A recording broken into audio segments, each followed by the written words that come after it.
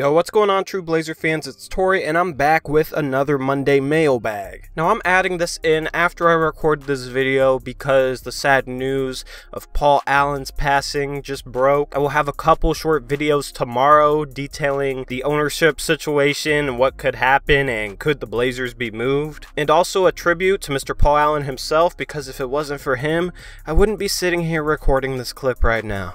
But before we jump into today's mailbag, I gotta plug the work that I've been doing over on my other channel. I've been releasing a top 100 player list in 10 player installments, and I will also release standings predictions. So if you guys are interested in that, make sure to go check out my channel. The link will be down in the description box below. Now let's jump into today's mailbag. Last week I only had a couple of questions, so I kind of spent a little bit more time on each question just because there wasn't that many questions. This past week, you guys absolutely killed it with the questions. I believe there was 10 to 15 questions, so my answers are going to be a little bit shorter. I'm going to try not to ramble because I am somewhat prone to that.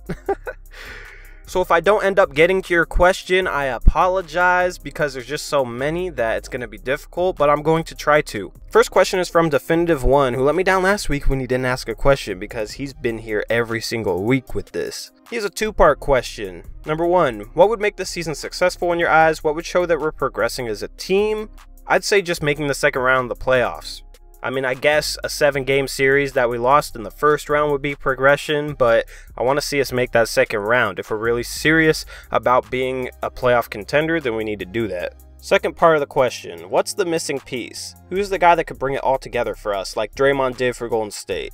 Or will it be a combination of things that need to transpire to get us to a legit title contender status? Honestly, it's hard to say there is one specific missing piece, because even a guy like Nikola Mirotic would probably get us to the second round if he was our starting power forward. Just a guy that can shoot and knock down shots at a 40% clip. Just a shooter like that can shoot a good percentage on volume as well as take guys off the dribble. That would be very nice. Of course, having a guy like Draymond would make us into probably a contender, but obviously he's not available. There's a few different targets that I like. After the first couple games, I will probably release a video talking about 5 trade targets that the Portland Trail Blazers need to keep their eye on this season. The one guy I really like, who I think might be quietly available, is Otto Porter Jr. because people think he's overpaid, but that's the perfect role player as a small forward. 43-44% three-point shooter, can take guys off the dribble, is a very, very good and very underrated defender. Just having a guy like that would be awesome.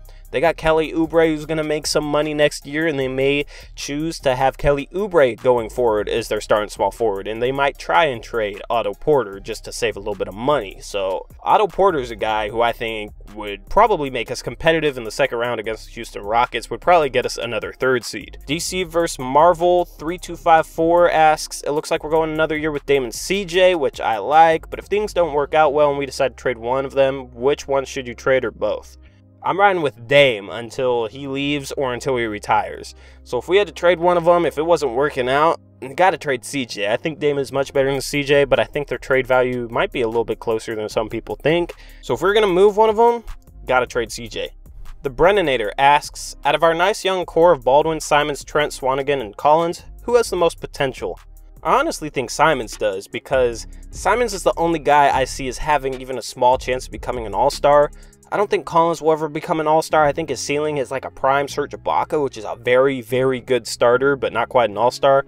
Simons, he has all the tools to make it happen. He has the most potential on this team. Jacob Navolinsky, I hope I said that right, he asks, what 1 or 2 all-star level players should the Blazers go for? Well, Jimmy Butler has too many questions about his character, so I don't see us going after Jimmy Butler. There's really no all-stars available right now. It's pretty quiet on the market. It's not like it was a year ago or in the 2017 offseason where you have a lot of all-stars that are available. So I don't really know who to list as guys that the Portland Trail Blazers should go after, because there's just no realistic targets in my eyes. Drummer05 says, do you think the Blazers have made any effort to try and get a Jimmy Butler, which they could do if they really wanted to become an even more serious threat come playoff time?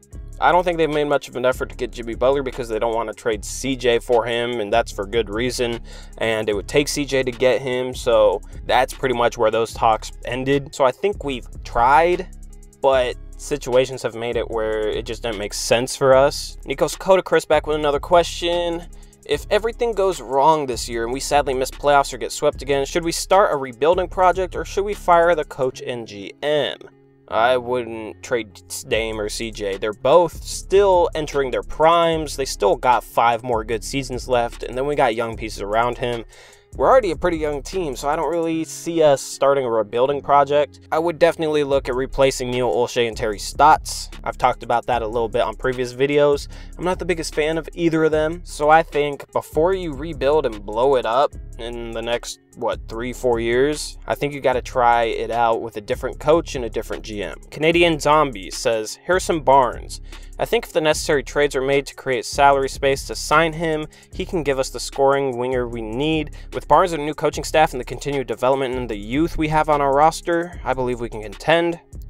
Harrison Barnes is under contract for, I believe, another 2, maybe 3 seasons. I believe it's another 2 seasons, and he's being paid like $25 million a year, so you'd probably have to trade for him. You're not going to sign him next offseason, and it's going to be impossible for us to create cap space to sign him. I also think he's very, very overrated. If you look at his advanced stats, they don't paint him as a good player at all. In Dallas, he's been much worse than he was in Golden State. He's not a number 2 or even number 3 option in my eyes. Very limited as a ball handler, not very efficient, and average to below average 3-point shooter, average to below average inside the arc as well. Doesn't really create plays for others. I think he's very overpaid and very overrated. I think he's just putting up 18, 19, 20 points per game just because of the situation he's in. We'll see if that lasts now that they got Doncic there, who has the ball a lot, and Dennis Smith, who should be getting more responsibility this season. But I'm not a Harrison Barnes fan, so I don't want us to go after him. I want us to go after a guy like Otto Porter Jr. or maybe a Chris Middleton. William Nevermore says, here's a long-winded question, so bear with me. This is a random hypothesis. For some reason, the media is pushing the narrative that LeBron needs another superstar mix that with the earlier talks about Dame to the Lakers, but then it gets even more interesting. The last 2 Summer League championships were between the Lakers and the Blazers, and to top it off, the Blazers and Lakers play the first games of the season along with many early games. What I'm getting at is, if the NBA powers that be somehow orchestrate some sort of Dame to the Lakers trade, who would you want in return? It doesn't work like that, man. The NBA powers can't just orchestrate a trade. Neil Olshey would have to trade Dame to the Lakers, and he's not going to trade Dame to the Lakers. The NBA powers just can't make it happen. The media is pushing Dame to the Lakers because they cover the Lakers because it gets some more views, gets some more viewership, gets some more money. So they want another superstar with LeBron so they can push the Lakers even harder. If you watch ESPN's NBA coverage, it's 40% Golden State, 40% Lakers, and then 20% the rest of the league. The Summer League matchups, those are irrelevant.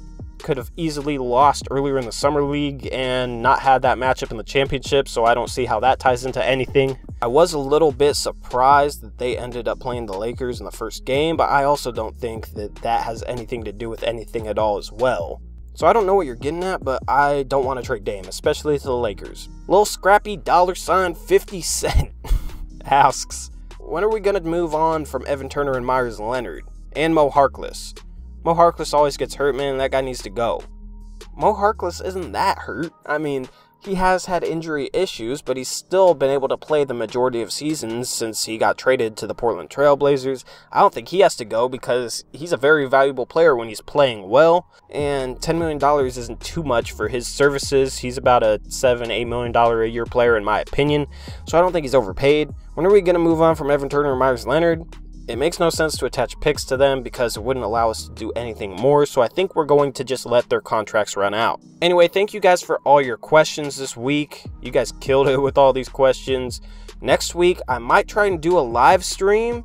Probably not, but I want to start doing Monday mailbags as a live stream, maybe once a month. I think that would be pretty cool just to answer some questions at the start and then take your guys' questions live. But I gotta figure out a setup to make that happen and a time to make that happen. So follow us on Twitter at TrueBlazerFan, because if I ever decide to do one of those, I will announce it on Twitter along with the time so you guys can tune in.